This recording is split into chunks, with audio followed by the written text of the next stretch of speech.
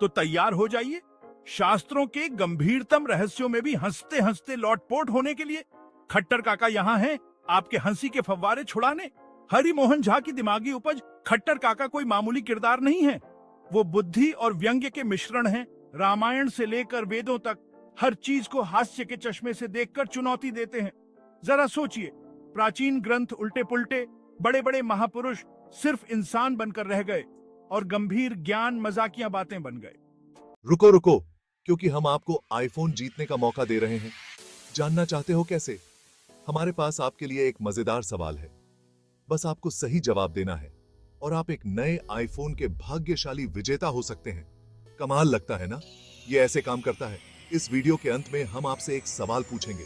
बस अपना जवाब नीचे कमेंट्स में लिख दो और सुनिश्चित करें कि आपने हमारे चैनल को सब्सक्राइब किया है। ये इतना आसान है, तो लगे रहो, तेजी से सोचो और जीतने के लिए तैयार हो जाओ।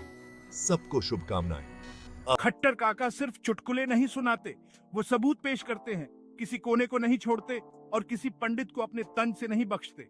ज्योतिष को सर्कस बनाने से लेकर धर्म टेक्स्टों को स्वार्थ की किताब कहने तक खट्टर काका किसी को नहीं छोड़ते। यहाँ तक कि आत्मा, स्वर्ग और पुनर्जन्म जैसी अवधारणाएं भी उनके तीखे व्यंग्य से नहीं बच पाती। तो अगर आप हमारे छुपे हुए ज्ञान के खजाने को हास्य और पैनी नजर से देखने के लिए तैयार हैं, तो खट्टर काका आपके लिए एकदम सही गाइड हैं। हंसने और पहले से कहीं ज्यादा सोचने के लिए तैयार हो जाइए।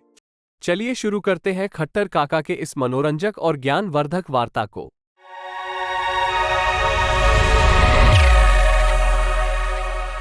मैं प्रातः श्लोक पढ़ रहा था। पुण्य श्लोको नलो राजा, पुण्य श्लोको युधिष्ठिर। तब तक पहुंच गए खट्टर काका। बोले, क्या सवेरे सवेरे कापुरुषों के नाम ले रहे हो? खट्टर काका, धर्मराज जैसे महापुरुष को आप ऐसा कहते हैं?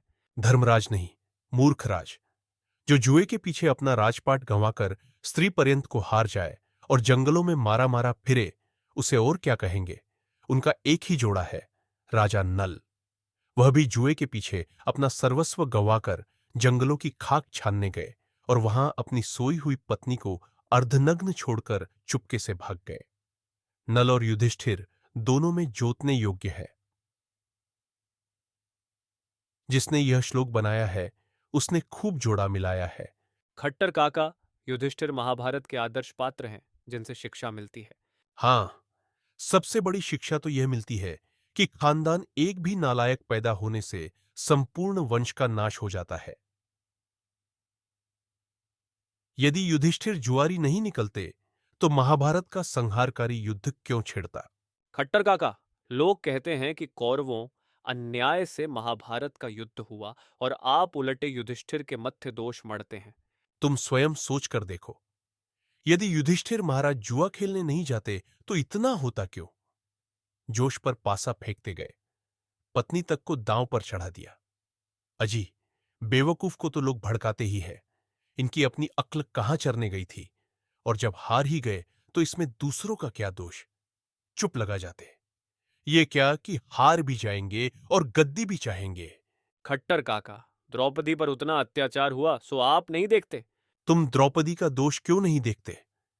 दुर्योधन महल देखने आए थे। उन्हें नया संगमरमर देखकर जल का भ्रम हो गया। उस पर द्रौपदी खिलखिलाकर बोल उठी, अंधे का बेटा अंधा ही होता है। अब तुम ही कहो, यह कितनी बड़ी बदतमीजी हुई। क्या कोई भी सलज्ज कुलवधू श्वसुर भैंसुर के प्रति ऐसे शब्द का व्यवहार कर सकती है? लेकिन रूप गर्विता द्रौपदी को तो कभी जेठे छोटे का लिहाज नहीं रहा। पांचों पांडवों को एक ही लाठी से हाँकती थी, बल्कि युधिष्ठिर पर और भी ज्यादा धौंस जमाती थी। मगर कौरव तो वैसे गावदी नहीं थे जो चुपचाप अपमान का घूंट पीकर रह जाते। वे अपने पिता के असली पुत्र थे। उन्होंने कसकर बदला लिया। परंतु धर्मराज युधिष्ठिर तो साक्षात धर्मपुत्र। खट्टर काका बीच में ही काटते बोले, धर्मपुत्र नहीं, अधर्मपुत्र कहो।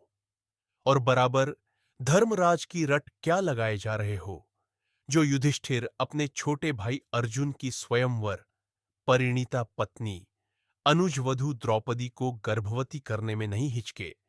उन्हें तुम धर्मराज कहते हो। ऐसे को तो अधर्मराज कहना चाहिए। परंतु यह तो माता कुंती की आज्ञा थी कि पांचों भाई बराबर बराबर बांट लो। खट्टर काका उत्तेजित होकर बोले। अजी, पांचाली क्या पंचामृत प्रसाद थी जो इस तरह वितरण किया गया? ये तो गनीमत समझो कि पांचाली के 5 अंगों का बंटवारा नहीं किया गया, नहीं तो बेचारी की और गत बन जाती। फिर भी क्या कम दुर्दशा हुई? 5 पुरुषों के बीच एक स्त्री, उस पर सबका हक। जैसे वह नारी नहीं हो, साझे की गुड़गुड़ी हो, बारी बारी से पी लो। क्या भले आदमियों का यही तरीका है? सच पूछो तो पांडव लोग पतित थे, उन्होंने कुल को डुबो दिया। इसी से तो एक बार कर्ण ने भरी सभा में कहा था कि पांचाली धर्मपत्नी नहीं, पांचों की रखेली है। महाभारत का सभा पर्व कहता है कि एको भृत्ता स्त्रियः देवै विहितः कुरुनंदन यम त्वनेकवशगा बंधकिति विनिश्चिता। खट्टर काका, कौरवों ने उतना अन्याय किया। दुशासन भरी सभा में द्रौपदी की साड़ी तक खोलने लगा। अब इससे बढ़कर अपमान क्या होगा? विचार कर देखो तो द्रौपदी का अपमान स्वयं युधिष्ठिर ने किया, जिन्होंने पत्नी की देह का खुला विज्ञापन करते हुए उसे दांव पर चढ़ा दिया। महाभारत का सभा पर्व कहता है कि नैव ह्रस्वा न महती न कृशा नातिरोहिणी नीलकुंचित केशी सा तया दिव्याम्यहम त्वया। मतलब, मेरी पत्नी न नाटी है, न बहुत लंबी है, न दुबली पतली है, न बहुत मोटी है, अर्थात मध्य मांगी है। उसके काले काले घुंघराले बाल है, मैं उसी को पासे पर चढ़ा रहा हूं। इस तरह तो वह बोले जो स्त्री का दलाल हो। और जब वह हार गए तो दुशासन को बदला साधने का मौका मिल गया। उस सुकेशी को केश पकड़कर खींच लाया। महाभारत का सभा पर्व कहता है कि जगरा केशेषु नरेंद्र पत्नीम आनीय कृष्णामति दीर्घ केशाम। मतलब, जानते हो, द्रौपदी ने उस समय युधिष्ठिर की कैसी भर्त्सना की थी। मूढ़ो राजा द्यूतम देन मत्तः को ही दिव्येत भार्यया राजपुत्र। मतलब, ऐसा मूर्ख राजा कौन होगा जो जुए के नशे में होश गंवाकर अपनी स्त्री को दांव पर चढ़ा दे। जब दुशासन द्रौपदी को पकड़कर सभा में ले जाने लगा, तब वह धीरे धीरे बोली, मैं अभी रजस्वला हूं, एक ही कपड़े में हूं, उतने लोगों के बीच कैसे ले जाओगे? सकृष्यमाणा नमितांगेष्टि शणैरुवाचात रजस्वलस्मि एकम च वासो मम मंदबुद्धे सभाम नेतुम नारहसी मामनार्य। इस पर दुशासन ने जवाब दिया, रजस्वला व भव याज्ञसेनी एकांवरा वाप्यथवा विवस्त्रा द्युतेजिता चासी कृतासी दासी दासीषु वासश्च यथोपजोषम। मतलब, तुम रजस्वला रहो, एक वस्त्रा रहो या विवस्त्रा रहो, हमने तुम्हें जुए जीत लिया है। अब तुम हमारी दासी हो, जो मन में आवेगा करेंगे। तदनंतर खींचातानी होने लगी। प्रकीर्णकेशी पतितार्धवस्त्रा दुशासनेन व्यवधूयमाना। मतलब, द्रौपदी के केश छितरा गए, आधी साड़ी नीचे गिर गई, बेचारी हाथों से छाती छिपाती हुई गिड़गिड़ाने लगी। मां मां विवस्त्रा कुरु मां विकारशी। मतलब, मुझे बिल्कुल नग्न मत करो। तथा ब्रुवंती करुणम सुमध्यमा भर्तृण कटाक्षे कुपिता ह्यपश्यत। मतलब, इस तरह करुण प्रार्थना करती हुई उसने कुपित दृष्टि से अपने पतियों की ओर देखा। लेकिन तथापि ततो दुशासनो राजन द्रौपद्या वसनम बलात् सभा मध्य समाक्षिप्य व्यपाक्रष्टुम प्रचक्रमे। मतलब, दुशासन जबरदस्ती उसकी साड़ी खींचकर उसे नंगी करने लगा। उधर द्रौपदी की लाज लूटी जा रही थी, इधर पांडव लोग चुपचाप सभा में बैठे रहे। पत्नी पर बलात्कार होते हुए देखकर भी वे स्थित प्रज्ञ की तरह निर्विकार देखते रहे। उनकी आंखों का पानी गिर चुका था। खट्टर काका, उस समय मौका नहीं था। खट्टर काका डांटते हुए बोले। अब उससे बढ़कर कैसा मौका होता? जी, जरा भी आन रहती तो वहीं जान दे देते, दुशासन पर टूट पड़ते, मर मिटते। अर्जुन, भीम की गांडीव गदा किस दिन के लिए थी? खट्टर काका थोड़ी देर क्षुब्ध रहे, फिर कहने लगे। तभी तो द्रौपदी ने एक बार खींचकर कहा था, नैव में पतेह संति, मेरे ये पति पति नहीं है। यह कहकर वह हाथ से मुंह ढककर रोने लगी थी। इत्युक्त्वा प्रारुदत कृष्णा मुखम प्राच्छाद्य पाणिना। उस करुण क्रंदन में अश्रुओं की इतनी वर्षा हुई कि स्वप स्तनाव पतितो पीनो सुजातो शुभलक्षणी अभ्यवर्षत पांचाली दुख जयर श्रुविंदुभि। पांचाली की सुपुष्ट छातियां भीगकर सराबोर हो गई, लेकिन तो भी पतियों की छाती में जोश का उफान नहीं आया। वे नामर्द की तरह उन्हें ताकते रह गए। तभी तो एक बार उर्वशी ने अर्जुन को धिक्कारते हुए कहा था कि तुम पुरुष नहीं, नपुंसक हो, स्त्रियों के बीच जाकर नाचो, तस्मात् त्वं नर्तनः पार्थ स्त्री मध्य मानवर्जितः अपमानिति विख्यातः षण्डवद् विचरिष्यसि। खट्टर काका, पांडव तो वीरता के लिए प्रख्यात थे, विशेषतः अर्जुन। खट्टर काका सुपारी कतरते हुए कहने लगे। अजी, अपनी आंखों के सामने अपनी पत्नी को विराट राजा के महल में दासी का काम करते देखकर भी जिनके गले में कौर नहीं अटकता था, उन पांडवों को मैं वीर कैसे मान लूं? अर्जुन में पुरुषार्थ रहता तो जनखे की तरह दाढ़ी मूंछ मुड़ाकर, लहंगा चोली पहनकर बृहन्नला के वेश में राजकन्या को नाच सिखलाने पर रहते। और भी तो भोजन भट्ठी ठहरे, भोनू भाव न जाने, पेट भरे से काम। जब बड़ों का ही यह हाल तो नकुल सहदेव की क्या गिनती। खट्टर काका, उस समय पांडव लोग अज्ञातवास में थे। सच पूछो तो वे लोग मुंह दिखाने लायक थे भी नहीं। जिस कृष्ण ने अर्जुन की खातिर उतना किया, कृष्णा की लाज बचाई, उन्हीं कृष्ण की बहन सुभद्रा को अर्जुन भगा कर ले गए। इतना भी विचार नहीं किया कि मामा की बेटी ममेरी बहन है। अर्जुन अपनी ममेरी बहन को भगा लाए, भीम अपनी मौसेरी शिशुपाल की बहन को। इन लोगों ने सब धर्म कर्म भ्रष्ट कर दिया। मुझे क्षुब्ध देखकर खट्टर काका कहने लगे। सोचकर देखो तो पांडवों का मूल ही भ्रष्ट है। पांडवा जार जाता।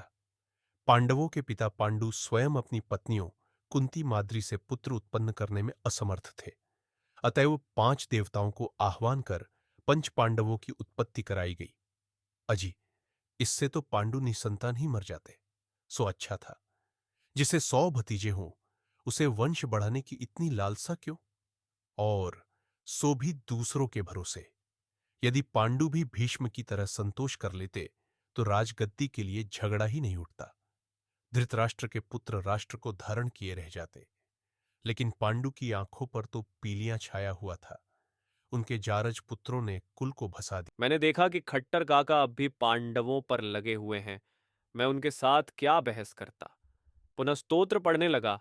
अहल्या द्रौपदी तारा कुंती मंदोदरी तथा पंचकन्या स्मृण नित्यम महापातक नाशनम। खट्टर काका फिर टोक बैठे। अहल्या, द्रौपदी, तारा, कुंती, मंदोदरी, ये पांचों तो शादीशुदा थी। तब पंचकन्या क्यों कहते हो और उन्हें प्रातस्मरणीय क्यों समझते हो? वे पतिव्रता थीं। इनमें कौन पतिव्रता थी? अहल्या ने ऐसा कर्म किया कि पाषाणी हो गई। तारा और मंदोदरी अपने देवरों की अंकशाइनी बनी। और कुंती, द्रौपदी की तो बात ही निराली है।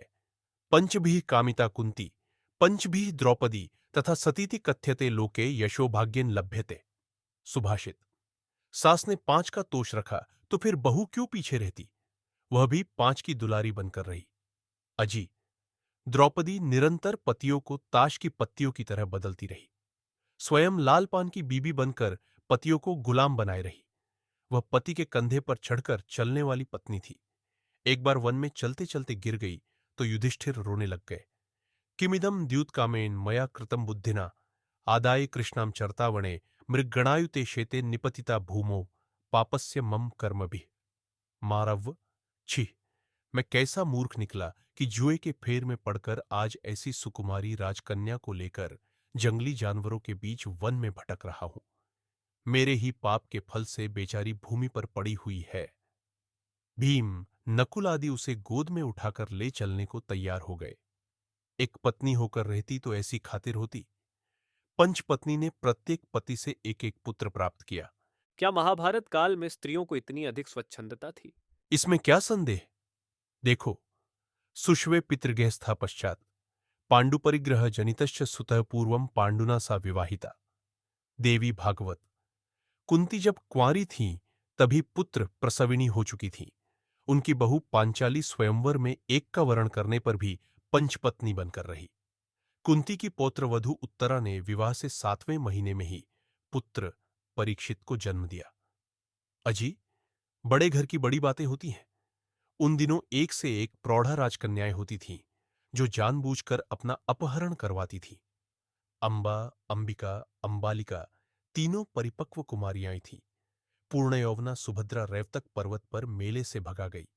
शकुंतला और दमयंती का हाल जानते ही हो। शर्मिष्ठा और देवयानी छेड़खानियां करने में आधुनिक युग का भी कान काट गई है। वाणासुर की कन्या उषा ऐसी प्रबला निकली कि सोए हुए अनिरुद्ध को जबरदस्ती अपने शयनागार में मंगवाकर संभोगम कार्यामास बुबुद्धेन दीवानिशम ब्रह्म वैवर्थ। अजी, कहां तक गिनाऊं? इन्हीं लोगों के उपाख्यानों से तो महाभारत भरा हुआ है। काव्य पुराण में सामान्य गृहिणियों का वर्णन थोड़े ही रहता है।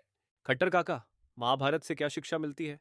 एक शिक्षा तो यही मिलती है कि स्त्रीषु दुष्टासु वार्ष्णेय जायते वर्ण संकरः कुलक्षये प्रणश्यति कुल धर्मा सनातना। गीता 1:84-41। जब कुल की स्त्रियां दूषित हो जाती हैं तो वर्ण संकर उत्पन्न होते हैं और वे कुल का नाश कर देते हैं, जैसे पांडु के पुत्रों ने किया। खट्टर काका, पांडु की स्त्रियां क्यों भ्रष्ट हुईं? उन्हें स्वयं पति ने भ्रष्ट किया। आजकल तो नियोजन का फैशन है, लेकिन उन दिनों नियोग की प्रथा थी, अर्थात पुत्र प्राप्ति के लिए पर पुरुष से समागम करने का विधान था, क्योंकि उस समय सतीत्व रक्षा से अधिक वंश रक्षा का महत्व था। अपुत्रस्य गतिर्नास्ति। इसीलिए पांडु ने स्वयं अपनी पत्नियों को आज्ञा दी, बल्कि खुशामद की कि किसी से पुत्र उत्पन्न करवाओ। देखो वह कुंती को कैसे समझाते हैं। पत्या नियुक्ता या चैव पत्नी पुत्रार्थमेव चनम करिष्यति तस्याश्च भविता पातकम भुवि। एमजी आदि पर्व। अर्थात पति के कहने पर भी जो स्त्री पुत्र प्राप्ति के निमित्त पर पुरुष से सिंचन नहीं करवाती, वह पाप की भागिनी होती है।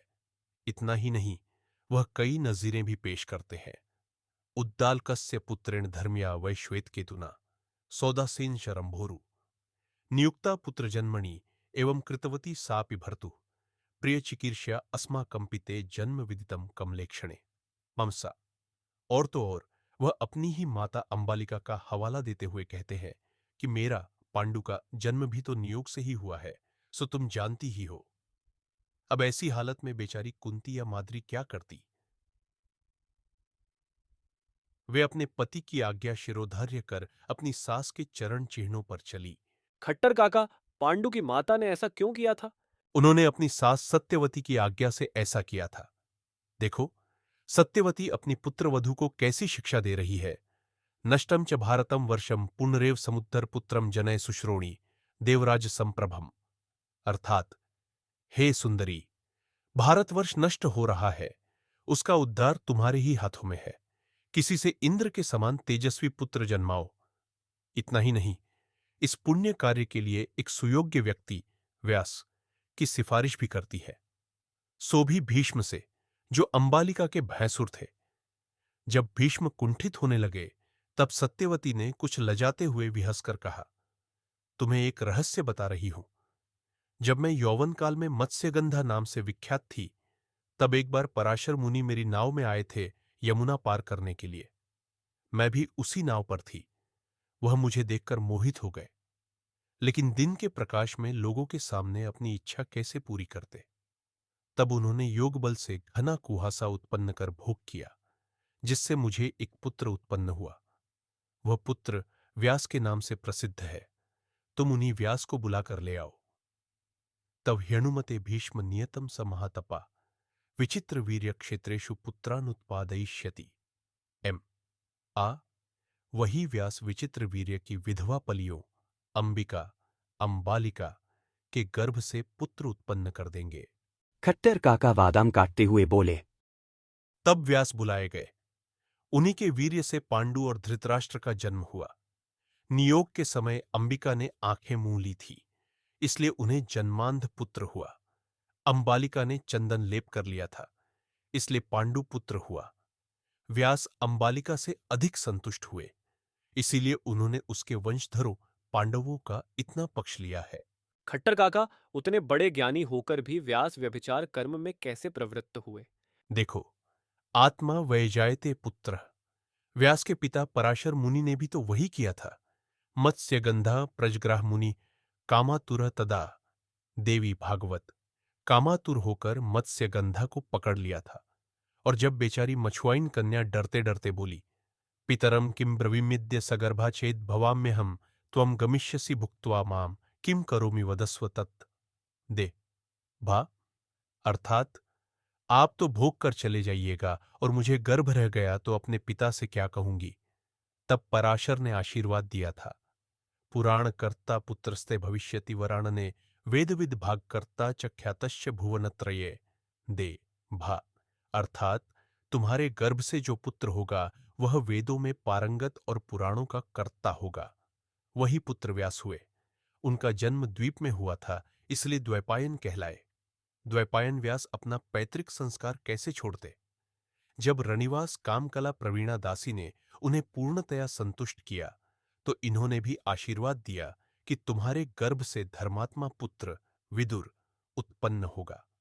संतोषितस्तया व्यासो दास्या कामकला विदा विदुरस्तु समुत्पन्नो धर्मांश सत्यवान शुचि दे भा। इसीलिए देखते नहीं हो महाभारत में व्यास ने विदुर की कितनी बड़ाई की है। खट्टर काका ने एक चुटकी सुपारी का कतरा मुंह में रखा, बोले, देखो जी, व्यभिचार का परिणाम अच्छा नहीं होता। व्यास को भी तो पीछे जाकर पश्चात्ताप हुआ है। व्यभिचारोद्भवा किम में सुखदा स्युः सुतः किल दे बा, अर्थात क्या मेरे ये व्यभिचारजात पुत्र कल्याणकारी होंगे। अर्जुन के मन में भी तो आत्मग्लानि उत्पन्न हुई थी। दो शैरतई कुलघ्नानाम वर्ण संकर कारकई उत्सद्यन्ते जाति धर्मा कुल धर्माश्च शाश्वता। गीता 1:43। अजी, एक बार कुल में दाग लग जाने पर जल्द नहीं मिटता, उसे धोने के लिए बहुत दिनों तक प्रायश्चित्त करना पड़ता है। देखो जी, गतानुगति को लोका सत्यवती से अंबालिका ने सीखा, क्या अंबालिका से बिना कुंती ने निष्ठुरता सीखा, के लीला नहीं हो कुंती से सकती थी, द्रौपदी ने सीखा। इसी लेकिन प्रकार असल में विचित्र उनका वीर्य के उतना कुल में दोष विचित्र नहीं है। परंपरा चल पड़ी और उन्हें कुलवधुएं आदि में दूषित ही होती गईं। विश्वामित्र जैसे उनके गुरु वर्ण मिल संकर गए, पुत्रों ने जो जिन्होंने कुलध्वंस किया, तारकावध से ही विद्यारंभ कराया। नहीं वह तो तो राम विदित का ही है। प्रथम वाण कहीं स्त्री महाभारत पर मनन छूटता, करने की वस्तु है। लेकिन उसमें क्या नहीं विश्वामित्र है। की तो उल्टी यन्न खोपड़ी भारते थी। तन्न भारते। उन्होंने परंतु महाभारत के असली सूत्रधार तो श्री कृष्ण थे। हाँ, उन्हीं के बल पर तो अर्जुन कूदते थे, जैसे खूंटे के जोर पर बछड़ा कूदता है। धर्मयुद्ध होता तो पांडव लोग कभी नहीं जीतते, लेकिन छलिया कृष्ण ने वैसा नहीं होने दिया। महाभारत में आदि से अंत तक अधर्म युद्ध हुआ है। कर्ण, द्रोण, भीष्म, जयद्रथ सबका वध तो अन्याय से ही किया गया है। फिर भी गीताकार कहते हैं, धर्म क्षेत्र कुरुक्षेत्र। मुझे तो यह सरासर व्यंग्य जैसा मालूम होता है। व्यास ने कहा है, यतो धर्मस्ततो जया, लेकिन महाभारत में यथो धर्मस्ततो जया हुआ, इसीलिए तो वह जय भी क्षय के रूप में परिणत हो गई। खट्टर काका, महाभारत का मूल कारण हुआ दुःशासन द्वारा चीरहरण। हां, दुशासन ने एक चीरहरण किया, उस पर तो महाभारत मच गया, और श्रीकृष्ण ने उतना चीरहरण किया सो शुद्ध भागवत बनकर रह गया। परंतु कर्म का फल एक न एक दिन भोगना ही पड़ता है। जिन्होंने गोपियों के साथ उतना रास रचाया, उनकी स्त्रियों को भी अंत में अहीर लोग लूट कर ले गए। देखो, कृष्णपल्यः तदा मार्गे चौराभिरैश्च लुण्ठितः धनम सर्वम गृहीतम च निस्तेजाश्चार्जुनो भवत्। देवी भागवत 2:17। जब कृष्ण की पलियां द्वारका छोड़कर हस्तिनापुर जा रही थीं, तो रास्ते लूट ली गई और उनके संरक्षक अर्जुन मुंह ताकते ही रह गए। उस समय धनुर्धर का तेज कहां गया। अजी, काल गर्व प्रहारी होता है, किसी का घमंड रहने नहीं पाता। खट्टर काका ने गहरी सांस ली, फिर बोले, नियति की अद्भुत लीला है। जिन्होंने जीवन भर उतने असुरों का वध किया, वह श्रीकृष्ण अंत में एक बहेलिये के तीर के शिकार हुए। हरि एक पेड़ के नीचे हरिण के धोखे में मारे गए और उनकी राज्य महिषिया मवेशी की तरह लूट ली गई। इसे विधि विडंबना कहा जाए या कर्म विपाक। श्रीकृष्ण ने कुरुक्षेत्र में भाई भाई को, सगे संबंधियों को आपस में लड़ाकर कुरुवंश का संहार करा दिया। कुरुपांडव युद्धम च कार्यामास भेदतः भुवो भारावतरणम चकार यदुनंदनः ब्रह्मवयवर्थ। लेकिन यदुनंदन को उसका फल क्या मिला। उनका अपना यदुवंश भी उसी तरह नष्ट हो गया। कुरुक्षेत्र का बदला प्रभास क्षेत्र में मिल गया। पुत्रा अयुध्यन पितृभ्ये भ्रतृभिश्च मित्राणि मित्रैः सुहृदः सुहृद्भिः। भागवत पुराण। भाई भाई, बाप बेटा सब इस तरह आपस में लड़कर मर मिटे कि वृषनिवंश का विनाश हो गया। रहा न कोकुल रोवण हरा। अजी, विष वृक्ष का फल विषी होता है, अमृत नहीं। खट्टर काका नस लेते हुए बोले, जो अन्याय करता है सो अंत में गल ही जाता है। तभी तो पांडव लोग हिमालय में गल गए। युधिष्ठिर के साथ राजपाट तो गया नहीं, गया एक कुत्ता। भ्रातृविरोध से, नरसंहार से क्या फल मिला? लेकिन तो भी तो हम लोगों की आंखें नहीं खुलती है। भगवान न करे कि भारत को फिर कभी उस तरह का महाभारत देखना पड़े। यार, तैयार हो एक महा चैलेंज के लिए? ये रहा मौका जीतने का आईफोन। बताओ महाभारत का युद्ध कब हुआ था? तो झट से कमेंट में लिख दो, और अगर सही हुआ तो वो चमचमाता आईफोन हो सकता है तुम्हारा। गुड लक, और सबसे बढ़िया क्विजर जीते। Please like and subscribe to this video.